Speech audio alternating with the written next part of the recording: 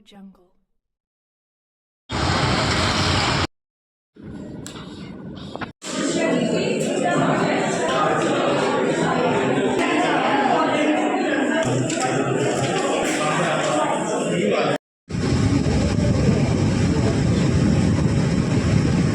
Is there any possibilities to including everyone? It's not including everyone who can read and write.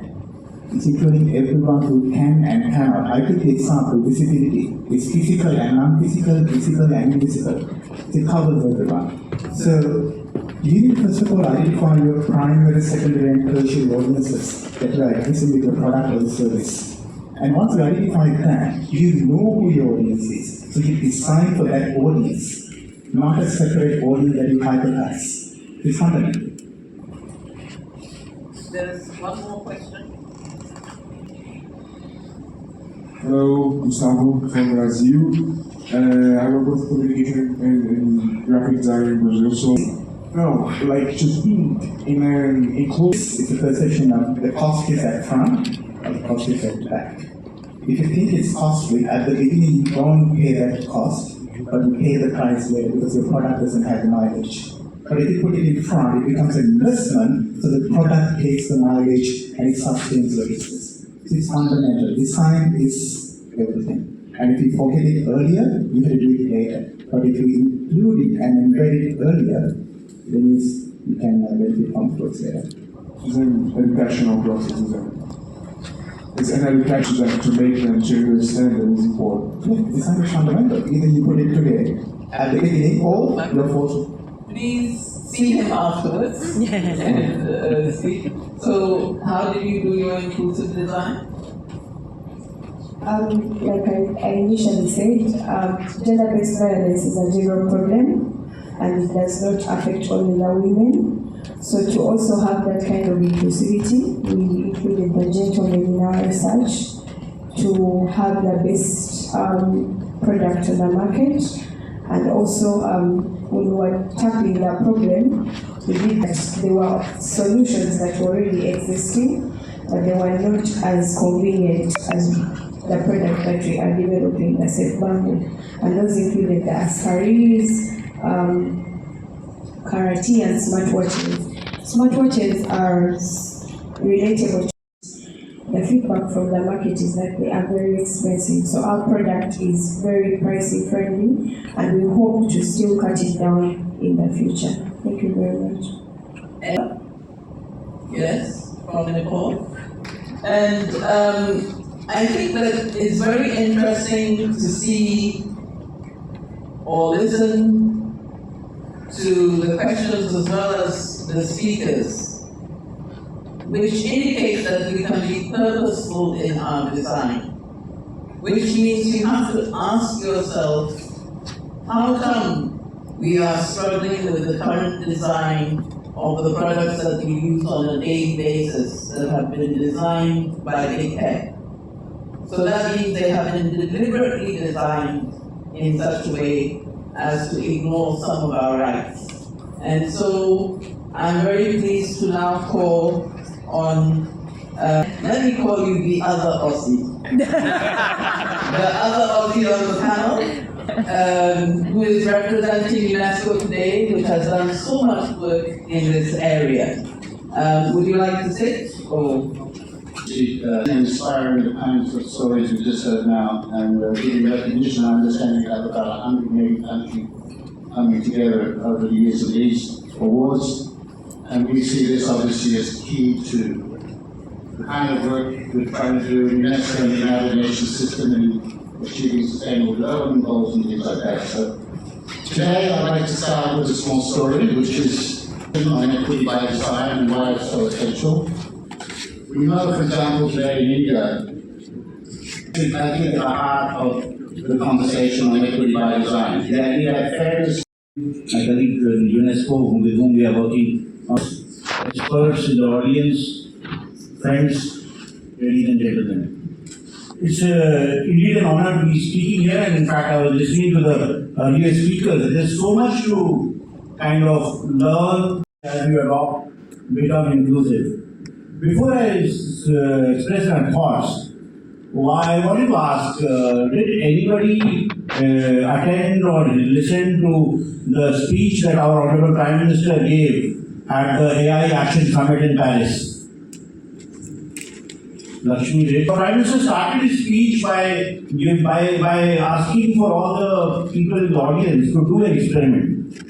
And what experiment he asked for? He said that all the AI models that we are using, all the Gen AI tools, whether it's ChatGPT or whether it's Grok or Claude or Meta, Llama 3, Gemini, so any of Mistral, any of the tools that we all use, he asked people to give a prompt, to give an image of a person writing with left hand.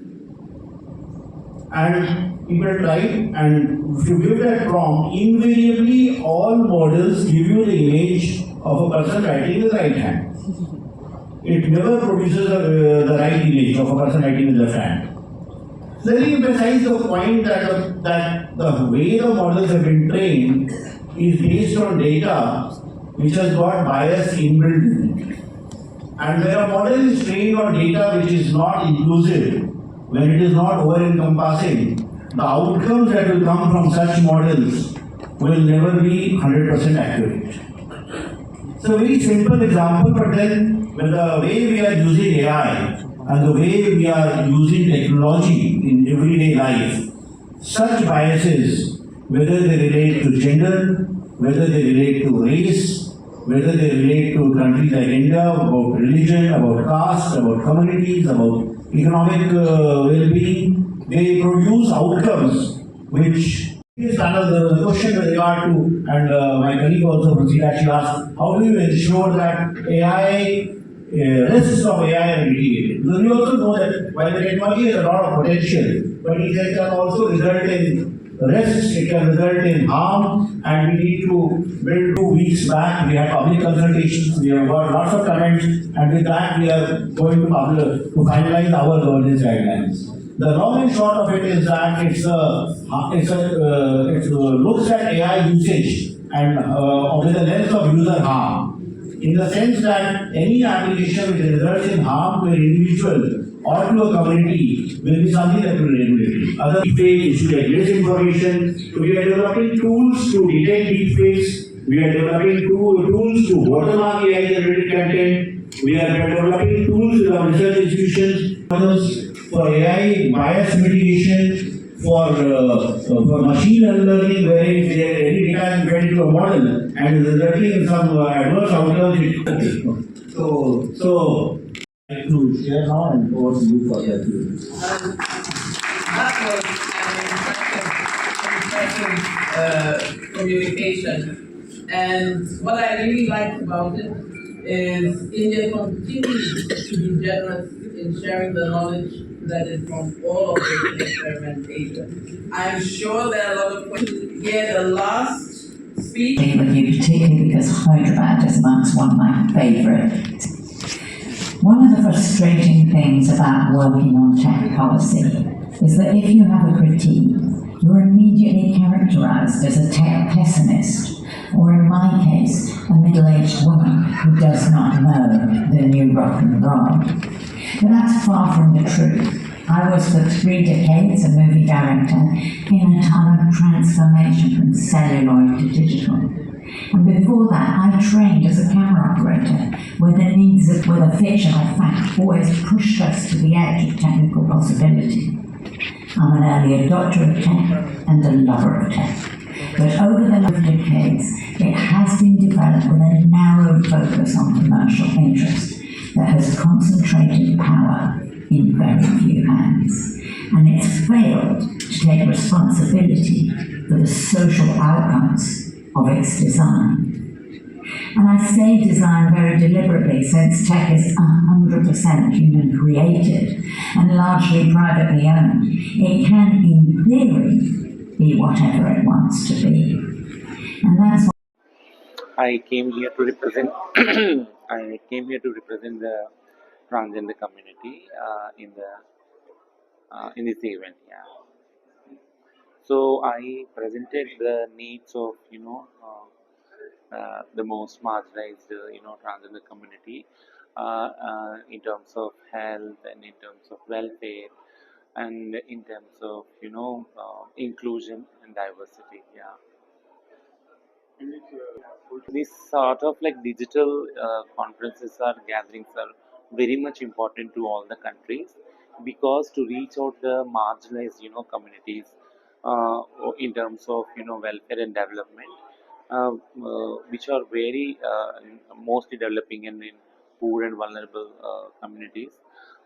So we need to do such more other gatherings in as much as possible. Yeah. Very less time to talk, but it's a nice gathering to have a cross learning from other countries also. Yeah.